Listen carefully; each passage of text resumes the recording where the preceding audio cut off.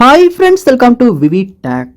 இப்போ புதுசாக வந்து வாட்ஸ்அப்பில் வந்து புதுசாக ஒரு ஃபீச்சர் ஒன்று ரிலீஸ் பண்ணியிருந்தாங்க. வாட்ஸ்அப் சேனல்ஸ் அப்படின்ற ஒரு ஃபீச்சர்.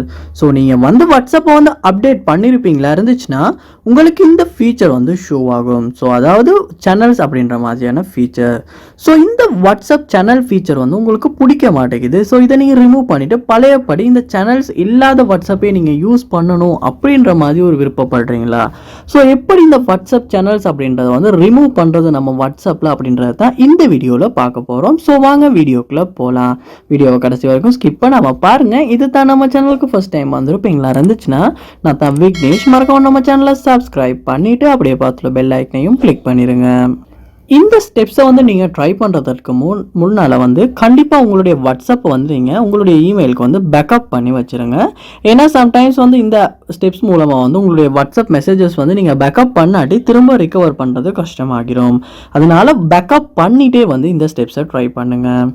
அதாவது இந்த வாட்ஸ்அப்பை வந்து நீங்கள் அன்இன்ஸ்டால் பண்ணிவிட்டு திரும்ப நீங்கள் டவுன்லோட் பண்ணி இன்ஸ்டால் பண்ணாலுமே வந்து கண்டிப்பாக இந்த சேனல்ஸ் அப்படின்ற ஃபீச்சர் வந்து ஷோ ஆகும். ஏன்னா வாட்ஸ்அப் நம்ம ப்ளே ஸ்டோரில் டவுன்லோட் பண்ணும்போது லேட்டஸ்ட் வெர்ஷன் தான் டவுன்லோட் ஆகும். ஸோ அதனாலேயே இந்த ஃபீச்சர் வந்து உங்களுக்கு கண்டிப்பாக ஷோ ஆகும். ஸோ இதை நீங்கள் வந்து ரிமூவ் பண்ணோம் அப்படின்னா என்ன பண்ணுங்கன்னா உங்கள் மொபைலில் ப்ரௌசரை வந்து ஓப்பன் பண்ணிடுங்க.